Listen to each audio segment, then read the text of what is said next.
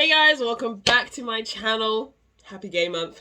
Happy gay month, because you know you gay and stuff. Okay. We are back for what is probably gonna be one of my favorite IHR Raves hauls to date. And I know I probably say something along these lines every single video. Oh, I'm gonna sneeze. No, I'm not. Oh my god, these plants are kicking my butt this season. Okay, no, I'm good. I know I probably say something along these lines every single video, but this month I'm serious. Because iHeart Raves has just released their Pride collection. And I know what you're probably thinking, because I feel like it too, especially as queer people. Every single Pride month, a bunch of companies do this thing where they just like rainbow wash their entire company. They do all these social media posts and change all their logos to rainbows, and they're like, we support you. But for the rest of the year, they act in the complete opposite way. They actively donate to things that destroy our lives, make things actively difficult for us to simply exist in this world.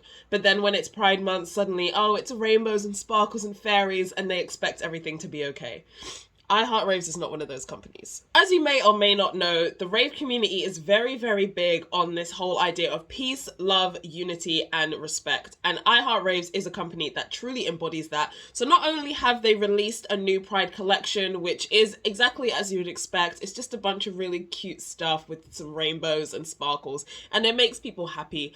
But the items within this collection, if you purchase them, 10% of all the proceeds from this collection are being donated to an amazing charity called Outreach Action International. This is a charity that works globally to try to defend and advance the rights of queer people. And they do this by taking a very, very scientific approach in which they conduct research and studies to really try to fully understand the ways in which queer people in so many different communities are being systemically disadvantaged. They then take this research and work with already existing activists and allies to create specific and targeted solutions. Because it's all well and good trying to stand up on the world stage in front of governments or the United Nations and saying, you know, queer people deserve rights. We know this. It's not news. We've been fighting for this for generations. But these are just blanket statements and honestly don't really help anyone.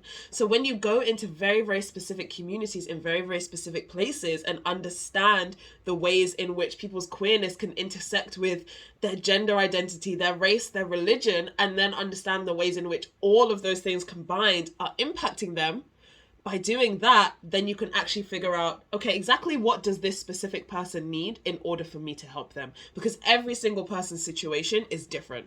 Everybody's experiences are different. I know for me personally, my experiences as a queer person are going to be wildly different, because honestly, I didn't realize that I even was queer until quite recently, in the last couple of years, meaning that for the majority of my life up until adulthood, I was living my life as a straight person. And I understand and I recognize that that comes with a lot of privileges. There are so many things that I have not experienced, such as this idea of having to come out necessarily, or this fear of being ostracized by my family or my friends, or trying to figure myself out at the same time as, you know, simply being a teenager and trying to figure out how the world works and figuring out why I don't fit into that. That is such a difficult thing that a lot of queer people experience that I haven't had to. And that's not for me to say that I can ignore that because, oh, that's not my experience, so it doesn't matter. But these are things that we need to consider, that every single person's experience and the way that everybody is disadvantaged in this way, because unfortunately we do live in an extremely homophobic society, that no matter where you place yourself on the spectrum, you're gonna have some problems, you're gonna have some issues, and that is just the simple reality of it. So how exactly do we tackle those issues? We can't tackle them if we don't know what they are. But anyway, before I start going off on a whole rant and rambling about all of the injustices in the world, because trust me, I could do that for days on end, let's try on some clothes. Disaster has struck. Okay, so the package arrived. Obviously, I knew exactly what I had ordered. I had a perfect idea in my mind of exactly the outfit that I wanted to create, and I did my makeup accordingly, and I have opened the package, and one of the items is missing. There is a very big lesson here that I need to stop getting ahead of myself and actually open the package first before I start filming. But like I said, I'm here, I'm queer, I got myself ready, and I look hella cute. So we're just gonna film anyway. I would explain later on, like once the whole outfit is on, what piece we are missing, but I don't know if this was due to the fact that maybe I ordered it and then it went out of stock before they were able to ship it, or it was just a simple, you know, packaging error and someone missed it out. I'm not too sure. Whatever it is, it doesn't really matter, you know, things happen. I have contacted IHR Raves already to inform them, so hopefully they will be able to send me the item at a later date. And honestly, I could have waited. Like I said, I really could have waited, but I'm here now and I'm already excited, so we're gonna try on the clothes. I'm sure when the package arrives, the item arrives that I had hoped that I would get, I can just put it on with the outfit and you'll be able to see the full finished look on my Instagram, so make sure you're following me there. That is Majestic Why can I not speak today? It's like having hay fever has like reduced my vocabulary or something. I don't know what's going on. My Instagram is at Majestic_Mayhem. You should follow me there. And while we're along this theme, you should also subscribe to my channel because you're here right now. Like this video. Also leave a comment just to, you know, show some support. Just be like, hey, happy Pride, happy gay month, whatever the fuck. But let's get into the outfit because she's still hella cute. But first, let's get into this outfit. It's not relevant to the video, but like, let's get into it just for no other reason than I look good. Okay, so the main two items that I have for my outfit are the Baby You're So Fly mesh front tie top in black and the Bright Starlight mesh mini. So basically these are just like two kind of mesh items, and then if I would take them out the bag, that would probably be helpful. So this is the top, and it essentially just has all these really cute butterflies on it that are just like metallic and multicolored. And the skirt is a similar premise, but instead of butterflies, there are stars. So I know that they're technically not supposed to go together. Like they each have their own matching things. Like there are a bunch of things with the black mesh and the butterfly, and there are a bunch of things with the black mesh and the stars. But I just wanted a little bit of both, and I feel like they're the same kind of vibe, so they'll still work together. Look at me! It's having a little bit of light with these bell sleeves, like some 70s realness, and with the afro as well. Yeah, okay. Well, it's a good thing I put this top underneath it. This is the Honey I'm a Star mesh bikini top, I believe. I got this a while back. This is a very loved and tried and true. I'm just sort of making sure that my nipple covers are still in place so I do not have this video taken down. But this is an already well-loved bikini top that I have from IHR Raves, and underneath the skirt I'm wearing the black high-waisted bottoms from Rolita Couture that do come with the chains. I have taken them off for the purposes of this outfit, but I do have something else planned, so they will go back on in a second. Just give me a minute. That made no sense. They'll go back on in a second. Just give me a minute. My brain is not working. We've already established this, but that's not what we're here for. Let's take in the outfit. She's adorable. I went for this because I feel like it was a bit like Pride, but understated. Like there were a lot of items that were like in your face rainbows, and I did think that they were very cute, but as a kind of like a baby gay, I don't really know that I'm ready for that kind of thing yet. Like I don't want to do the whole like I'm wearing rainbows because I'm gay, can you tell that I'm gay because I'm wearing rainbows, like that sort of thing. I don't know that that's my vibe yet.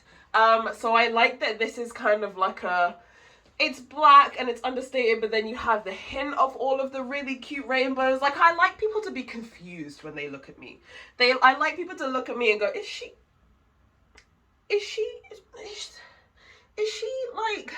like I saw someone tweet the other day that, I'm not putting a label on my sexuality, but just know that whatever you are and you date me, that makes you queer.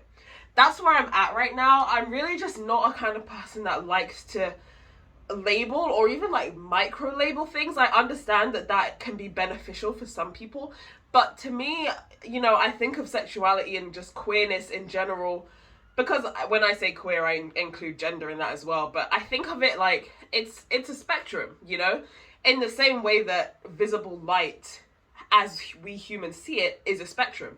It goes through yellow, green, blue, purple, all the way to the end, right? And you can put those colors into boxes, but if you look at it as one spectrum that kind of flows into itself, one person can pick out one point and say, oh, that color right there is pink. Someone else goes, no, that's rose. Someone else is like, no, that's magenta, right? It's the same fucking color, but it's about how each person interprets it.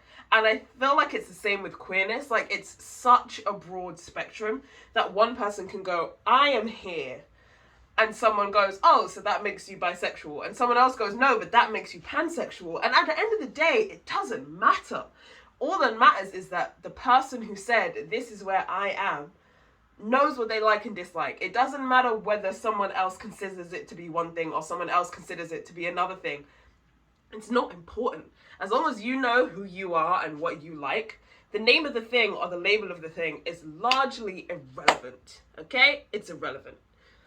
That's my 2 cents on that. Let's get back to the outfits. I'm just gonna do this. So the skirt I'm really loving. It's very, very simple. It's just like an elasticated waist with a little bit of mesh. Very, very short. Barely covers my ass. I feel like that's the theme with IHR Rave skirts. But I really, really like this because I feel like I have a lot of nice bottoms from IHR Raves, like these kind of high-waisted things. Like this one, for example, has the chains, and then I have other ones that have like garter, leg pieces. And sometimes I don't always just want to wear the bottoms by themselves. Sometimes I want to put something over the top, but then I feel like if I put a skirt on, even though it's short, I still at the same time feel like it's covering the bottoms and you can't really see it.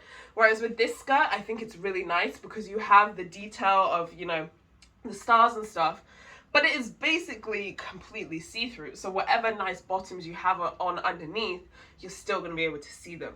If that makes sense, if you see what I mean. So I'm really enjoying this outfit, and the sleeves are just making me feel very free.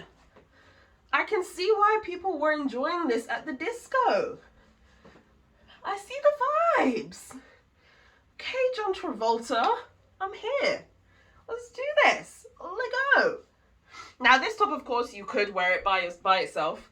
I think it is designed to be worn that way, but my titties are very unruly and they don't like to stay inside, which is why I'm wearing this top underneath. So you could tie it in the middle at the front like how I've done it, or you could do it as a cute little like a wraparound situation and tie it at the back, which actually, now that I'm doing it like that, I think is super freaking adorable. And I think that that's how I'm gonna wear it from now on. Also, I think the reason I picked this top is because it's still quite like slightly understated. I could just incorporate this into my, you know, regular everyday wardrobe. And I do get a lot of questions about that with like the outfits that I wear. And actually, I'm gonna continue this conversation as I move on to the next outfit because I feel like I'm just rambling. And we're gonna be here forever. So let me just hold on to that thought, show you the next item. So the next thing we have is the rumors confirmed leather and chains body harness in black and silver. You guys know I love a chain situation, a harness situation, and I feel like this is this item may not necessarily have been part of the Pride collection, but I do feel like it opens up a very important debate about whether, you know, kink kind of stuff belongs at Pride. I know some people say that it doesn't because they think it's inappropriate for children coming to, you know, Pride parades and things like that. But I think what you need to understand is the very long and intertwined history that the queer community and the kink community have, because at one point in history, both of those communities were extremely, and I guess still are to this day, ostracized from mainstream society. And so as a result of that, they were kind of pushed and forced into the same spaces.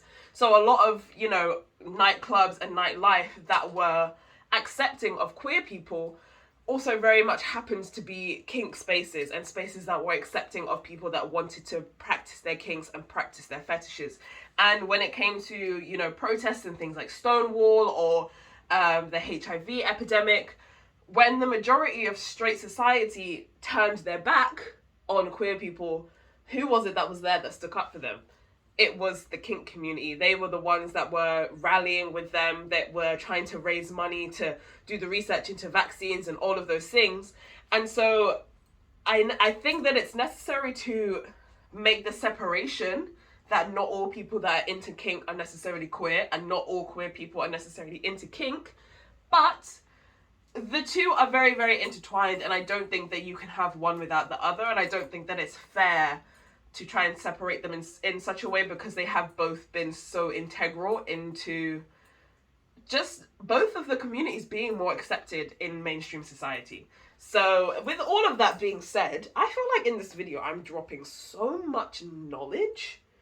Oh my god. Anyway, let's get into this. I mean, I feel like this definitely could go with this outfit. If I wanted to take this outfit from like a little soft girl moment into something a little bit more hardcore, because, you know, sometimes I have those days when I want that, if I can figure out how to do this.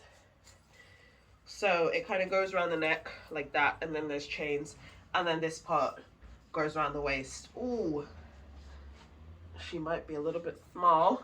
We'll do something about that. You know, we can just not breathe. I mean, I feel like respiration is overrated anyway. So we could do this kind of situation and add this accessory. And then we have these two extra little bits here that are supposed to connect onto like stockings. But at this point, I'm feeling like this whole thing is a little bit short for my body. So I don't know that I'm going to be able to do the connection. But I have another outfit in mind specifically for this harness. And remember, I did say I was holding that other thought. Or was that the same thought that I just went on the whole long rant about? I don't remember.